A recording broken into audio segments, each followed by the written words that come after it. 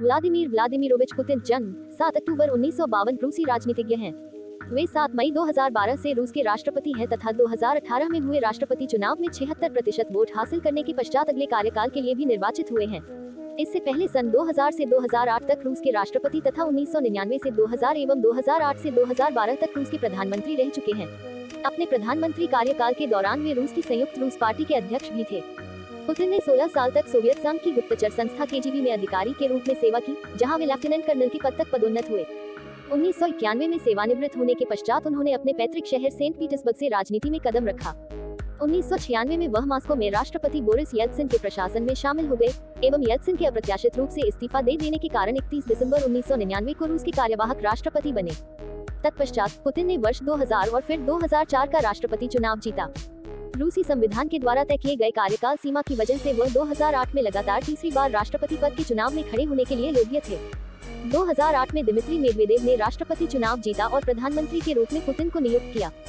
सितंबर 2011 में कानून में बदलाव के परिणामस्वरूप राष्ट्रपति पद के कार्यकाल की अवधि 4 साल से बढ़ाकर 6 साल हो गई एवं पुतिन ने 2012 में राष्ट्रपति पद के लिए एक तीसरे कार्यकाल की तलाश में चुनाव लड़ने करने की घोषणा की, जिसके चलते कई रूसी शहरों में बड़े पैमाने पर विरोध प्रदर्शन हुए। मार्च 2012 में उन्होंने ये चुनाव जीता और वर्तमान में 6 वर्ष के कार्यकाल की पूर्ति कर रहे हैं। 2018 में हुए राष्ट्रपति चुनाव में 76% वोट हासिल करने के पश्चात वे अगले कार्यकाल के लिए भी निर्वाचित हुए हैं। व्लादिमीर पुतिन का जन्म 7 अक्टूबर 1952 को सोवियत संघ के रूसी गणराज्य के लेनिनग्राद वर्तमान सेंट पीटर्सबर्ग रूस में हुआ था। उनके पिता का नाम व्लादिमीर स्पिरिडोनोविच पुतिन और माता का नाम मारिया इवानोवना शेलोमोवा था। उनकी मां फैक्ट्री मजदूर एवं पिता सोवियत नेवी में कार्य करते थे। उनके पिता 1930 के दशक में पनडुब्बी बेड़े में सेवा करते थे और द्वितीय विश्व युद्ध के दौरान शत्रु को घात लगाकर हमला करने वाले दस्ते में भर्ती हो गए। युद्ध के बाद उन्होंने एक कारखाने में फोरमैन के रूप में काम किया।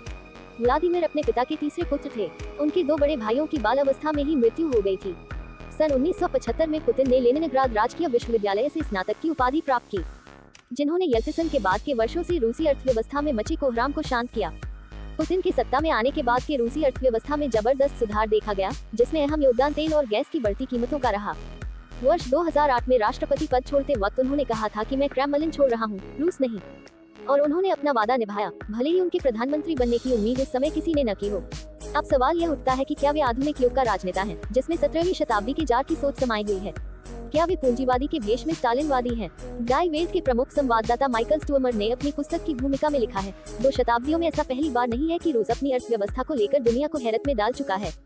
मेदवेदेव को सत्ता हस्तांतरित करके पुतिन ने अपने लिए विकल्प खोल रखा था।